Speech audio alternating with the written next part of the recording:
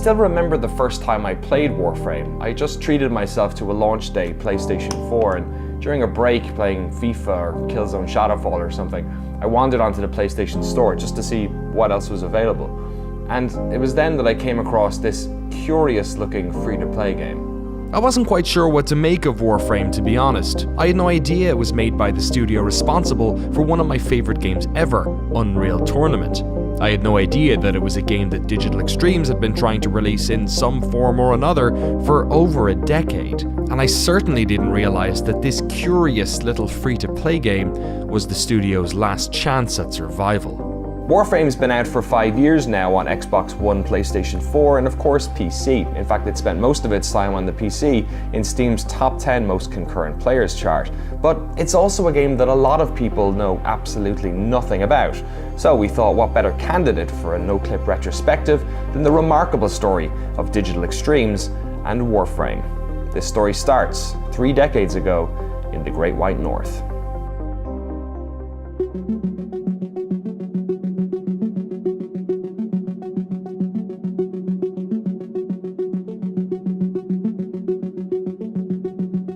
Through grade 9, all the way through to the end of university, I always had in my head that I would do games just in my spare time as a hobby. It was always a hobby in my head. I wasn't getting into a real job in games, so I kind of put that out of my head. But yeah, I'd made games all throughout university. I went to university for mechanical engineering and expected to go into mechanical engineering. And one of the little games I was making through university, I got published in this little kind of magazine disc thing called Big Blue Disc.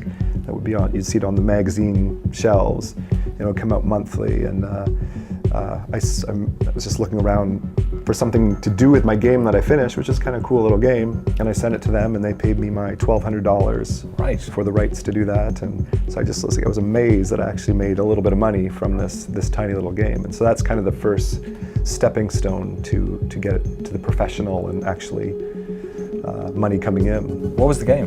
It was called Legends of Murder. You can search it online and probably find it. I think I found it somewhere. That's a fantastic title. And it actually works. I was just playing it a couple months ago. Right. You can download it somewhere, and it's funny little game. I still thought at that point it would be a hobby and I thought it'd be fantastic if I could make a little bit of extra income from that. And so as I was finishing university, I was a big fan of Star Trek at the time, and it was and then a game called Star Control had come out. I just loved this idea in my mind of combining those two things, and I ended up making this game called Solar Winds, which was just finishing up as I was graduating university. And right around that time, I knew this game was a little bit bigger, a little bit more interesting, a little bit more viable as a real product. And so I remember playing Hugo's House of Horrors, which was a shareware game at the time. I actually physically wrote an actual letter to David Gray. I do believe his name is. I can't believe I remember that. And I sent the letter off to him. I asked, can people make money from shareware because you're giving it away for free?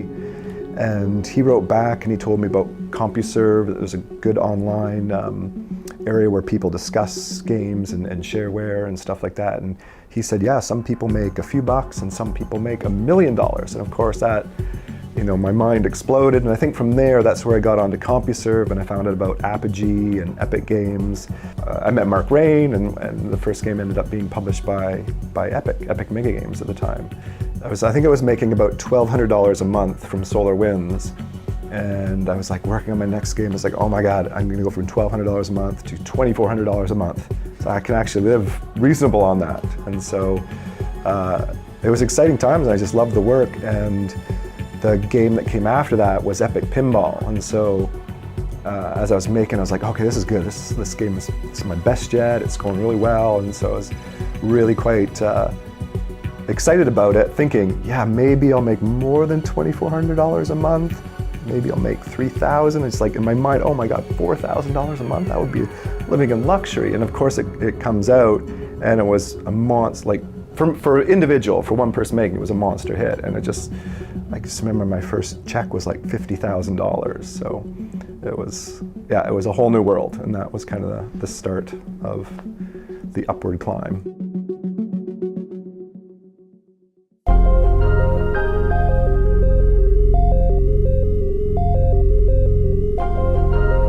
By the time James had finished his marathon of work on Epic Pinball, he was pretty tired of making pinball games, but Epic Mega Games, the game's publisher, knew that a sequel would be wonderful business. James pushed back, saying he didn't have the creative energy to work on another pinball game. So Epic suggested that he hire some people to do the work for him. This was the foundation of Digital Extremes. And the first game for the team, Extreme Pinball, was another hit. While James's new team was working on pinball, he was taking his first steps into 3D game design. And it's through this that a decade-long collaboration with Epic would begin.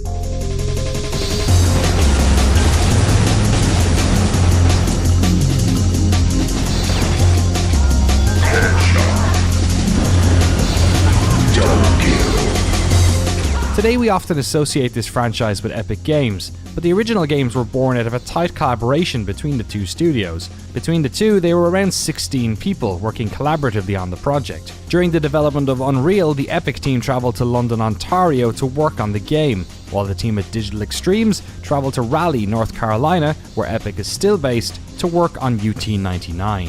As intense as Unreal was, and hard, and really just trying to ship a game, Unreal Tournament was, I think, felt more creative and a little less pressure, but that allowed us to make even a better game, I think. At that point, so my programming contribution went down, and I think I focused more on the art and weapon. I can proudly say I think all the weapon designs are mine for the most part. So, what are some of your favorite weapons from? Oh, the flat cannon's always been my favorite. I was very happy with how that one turned out. Yeah. Did you put the smiley face at the end of the alt fire? I did.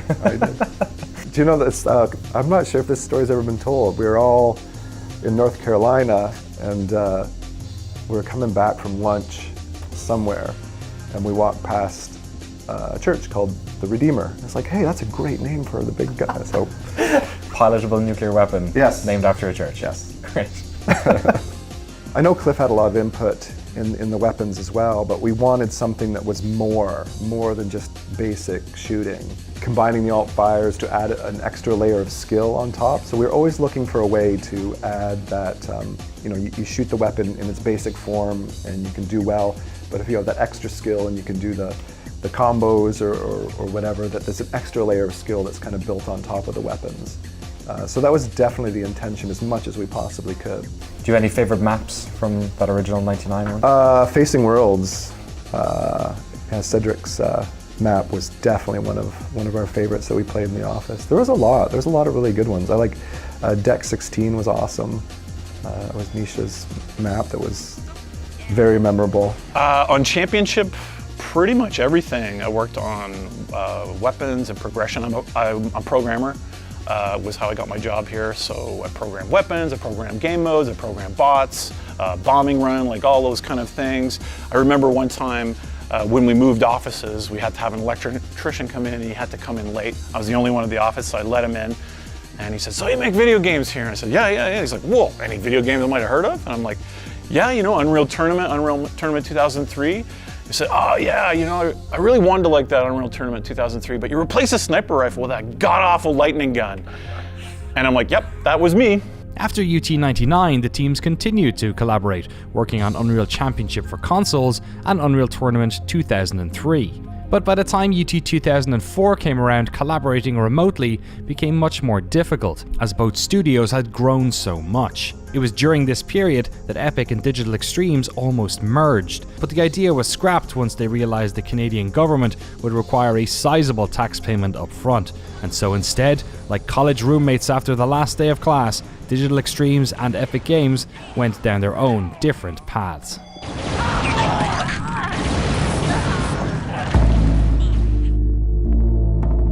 After the release of Unreal Tournament 3, Epic would go on to partner with Microsoft Studios to create the Gears of War franchise. And Digital Extremes had a big idea of their own, a sci-fi action MMO they were calling Dark Sector. They poured their creative energy into this project, hoping it would be the key to a new era for the studio. And in fact, it was. But instead of sending them down the path of creating an entirely new franchise for them to own, the demo kept securing them work-for-hire projects. So yeah, the old DE that I worked at made some cool Unreal games with Epic.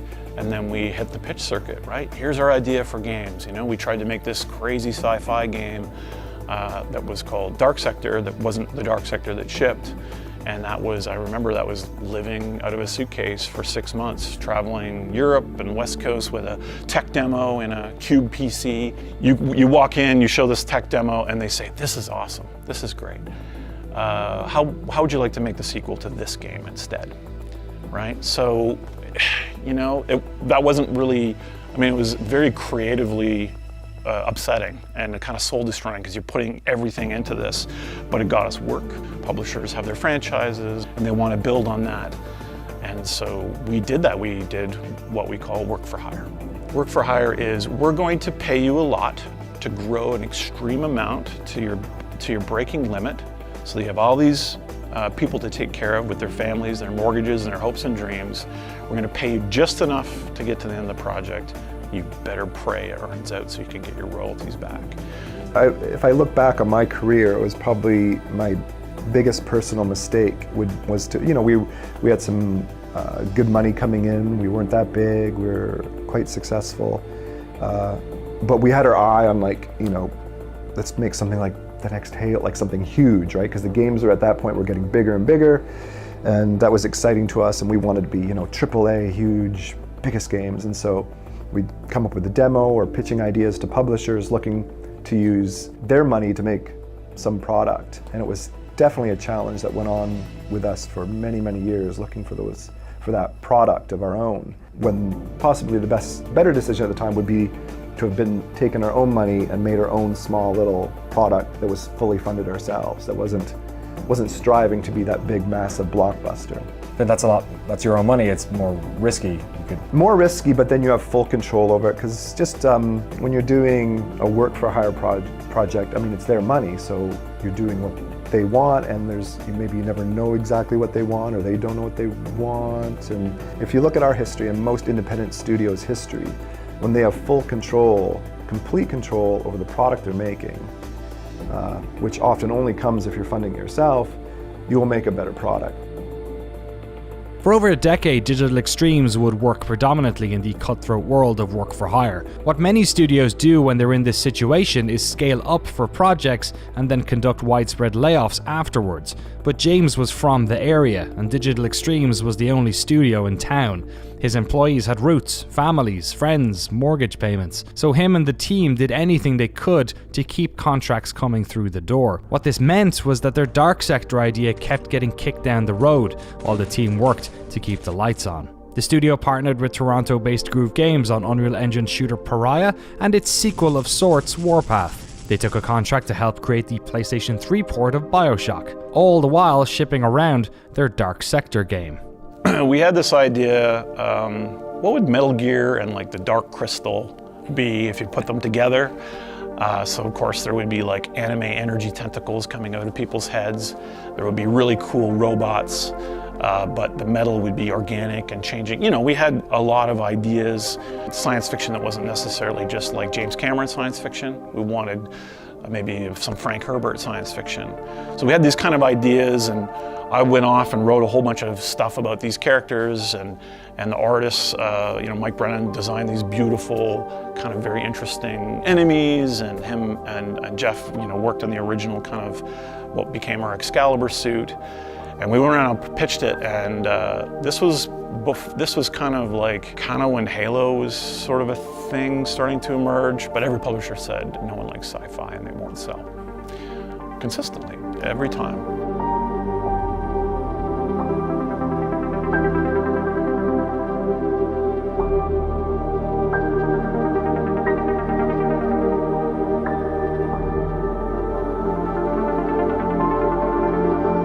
So the Tenno, which is the good guys, send in our boy. Here he is, Hayden Tenno, looking nice in his ancient Excalibur armor suit.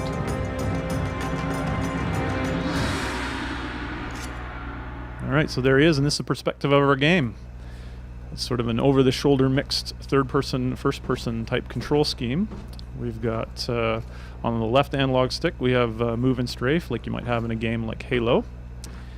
And on the right stick, we've got look, aim. So we see the suit at all times, but we have essentially what is a first-person control scheme. Back then, you were really beholden to publishers to get your games out. There wasn't digital distribution. You know, you needed to get your game onto a retail shelf, and to do that was really expensive. And there was no way for kind of independent developers to be able to foot that bill. You know, you have to manufacture a certain amount even to get onto store shelves, and you have to pay all of that up front, along with, you know, the licensing fees that come with that. And being an independent developer up until about, I'd say 5 to 7 years ago, was really difficult. I mean, you talk to any kind of mid-sized developer, even these days, I think it's and especially back then, it was a huge challenge because the games were becoming bigger and bigger. And the mid-sized games, it was really even more hit or miss if they were to even gain any traction in retail. As that runway was running out and I was getting desperate, and we were getting chain yanked by publishers. You know, one publisher said, well, we don't like the hero, he's too feminine, can he have an eye patch? Like literally crazy things like that. It was getting so close to signing, but just wasn't, and it was dragging on and dragging on. So we did a pivot. We said, oh, it's gonna be, okay, those sci-fi stuff, fine, okay, so it's gonna be more like Resident Evil than it is gonna be like, you know, Dark Crystal in space. So we kind of made these compromises in order to land the deal, and we did. The Dark Sector that was eventually released looks almost nothing like the original pitch video. They took off the protagonist's mask. Instead of being a space soldier, he was now part of the CIA. It played less like Metal Gear and more like Resident Evil 4 or Gears of War. But they did keep the name, Hayden Tenno, a term they'd use again in the future. Dark Sector received above average reviews when it was launched in March of 2008, but it came out in a tough market as it was an incredibly popular time for third-person action games. Flailed around for a while trying to find its footing and find what the actual gameplay was and how we integrated the glaive with the gunplay and the cover system that was in existing games like, you know, like Gears was inspiration, but we wanted to do something a little bit better, a little bit more fluid. I mean, that's the difference between what the publisher at the time wanted with a game. They wanted something that was more grounded and more kind of set in reality that people could relate to.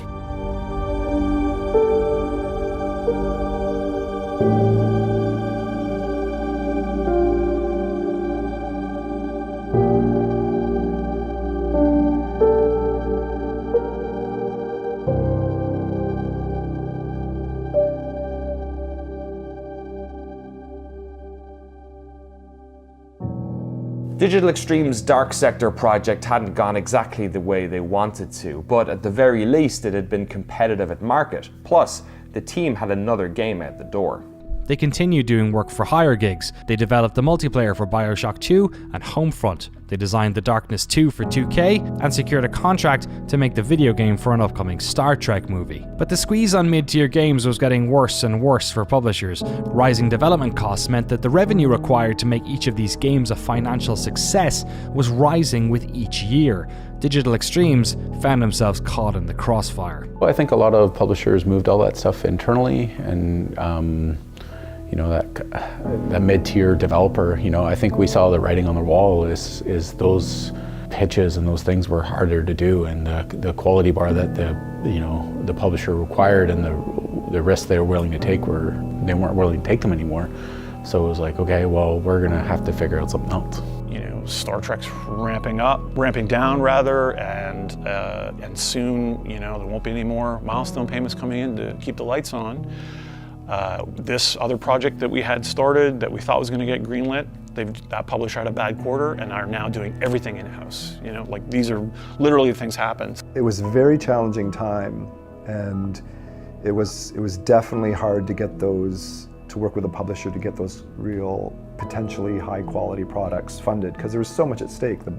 Like, to compete, you need to put more money in them. And then at that time, we're looking at free-to-play, and we heard amazing things about some of the more, I mean, World of Tanks is the most perfect example. They did phenomenal. I don't know what the budget was, but it clearly wasn't like $100 million budget to ship that out the door, and we loved the idea of the fact that, you know, you can initially ship something smaller, and we'd seen this in a few other games, and then grow beyond there. So it really seemed really appealing to us, that concept where you could try something out, see if the fans like it, and then grow as needed. You know, the inspiration was, can we make something small? I mean, back the clock up 2 years, that would have been an XBLA game, right? But XBLA didn't seem to be landing the hits that maybe independent developers like we were hoping it would. And so that seemed like, okay, well, here's another option. My interest was not, you know, free to play, let's bilk the players, right? My interest was, well, the scope of that sounds like something we could do with how much we have left. And it better work, because that's it. Was it scary, the idea that, like, because you're not swimming completely. in capital? It was our last, it was a Hail Mary. It was Right. like, it really was. How close to closing were you guys, or how close to bankruptcy? Really close, really close. I can tell that story. It was pretty, it was super close. It was, we knew that this was our last chance, and we had a couple $1 million extra, like, to do this with. We studied all the games out there, a couple, like a game called Drakensang, which I really enjoyed at the time, and World of Tanks, and was it Battlefield Heroes, I think had done all right. So we were looking at anything out there that looked like it was sustaining itself. I told Steve and the guys, you know, you got 12 months. That's it. There's like nothing but 12 months. We had tried to make a version of Dark Sector multiple times. We had made this kind of weird MMO prototype using Unreal, and we had kind of servers and you could jump between them, and it was kind of starting to feel almost like, you know, it was very precursor. The original Planet side was coming out, and we're like, oh man, and World War II Online, like people were starting to make these kind of action games, but with an MMO context. We were really attracted to that. Steve had always thought of a Dark Sector sequel where we go back to the Space Ninja demo that we had done, and he's thinking like a small space pirate raid. So we'd kind of do randomly generated ships. You'd raid these ships, get loot, and come back. With that original idea of his, you know, he kind of thought of it as a small, maybe like PSN or Xbox Live game type of thing that we just never really had the opportunity to make. So when we were thinking about going into the free-to-play, this seemed like a really good, small, tangible demo that we could make, and it was, for us, it was like this thing we really loved that we really never got to execute on. A few of us went to James and said, okay, we think we can do this really fast if it's this and it's small scope, and we think that co-op is not as served as it gives us an opportunity not to be kind of going against the giants. The team had a round of layoffs, but they were still 250 people large. Steve was put in charge of a small group, around a dozen people, who put together the demo for this new free-to-play game. Taking ideas as early as the original 2000s Dark Sector MMO, and much of the gameplay and visuals from their failed 2005 pitch of Dark Sector, they put together a demo of their spaceship raiding game in just under 2 months. Then Stephen Meredith went back on the road to try and pitch this game to free-to-play publishers looking for any sort of cash injection to help them keep the lights on. And we had the largest free-to-play publishers in the world, the richest. You know, I don't need to name them, but you can just like Google, who's the richest? Here they come. And they walked in and they said, this is great, I can't believe this. What an exciting meeting, I'm so good. And in slow motion, and the record needle scratch, because it was sci-fi. Right. And they just walked in.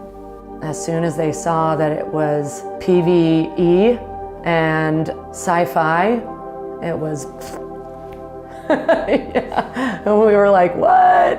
I mean, at that same time, I remember one of those guys, they came to the studio, they did the tour, they looked at what we'd been building, and his reaction was interesting. It was, this is the best looking free-to-play game I've ever seen.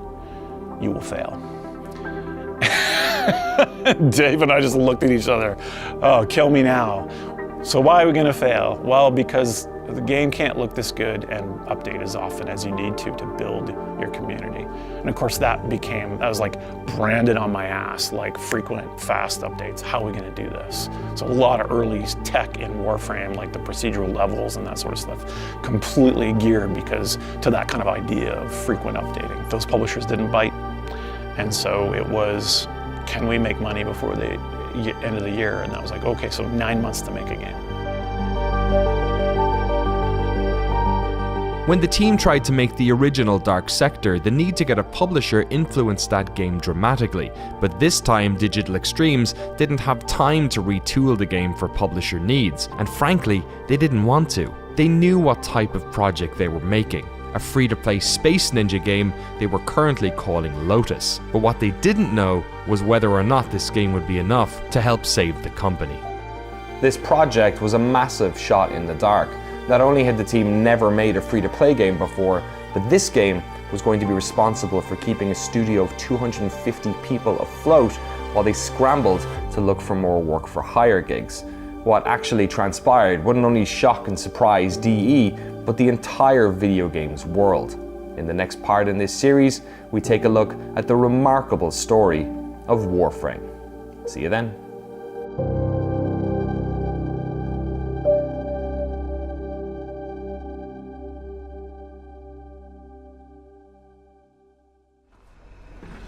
All right, so I'll get in position here and left trigger. And this is a contextual area where I can hang, jump up, drop down from, to get the jump on enemies, to get into a better strategic position, to hide. And these are contextual areas in the level. Okay, left trigger up, and I hop up. And better get in here, and right trigger. Yeah! Take that. Nice shadow kill there, and that's done sneak attack with the right trigger. Allows us to kill guards that are unaware of us. And of course, if he was aware of me, would have been a much different situation. So I'm going to show you focus now, and that's talked about left trigger and right trigger. Each stance also has a focus, and that's by pressing both triggers at one time. It allows us to do something per stance, and in this case, allows us to have this sort of X-ray vision. This is the stealth ping, so to speak, sort of a Daredevil-esque view of the world. And we can see those glowing red dots. Those are enemies. It lasts based on how long I focused for. And they've sent up a sentient machine to look for me because their buddy hasn't checked in. So they're a little suspicious here. Very nice.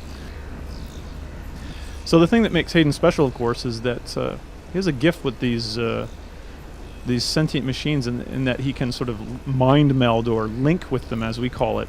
And that's one of the stances that we use in the game.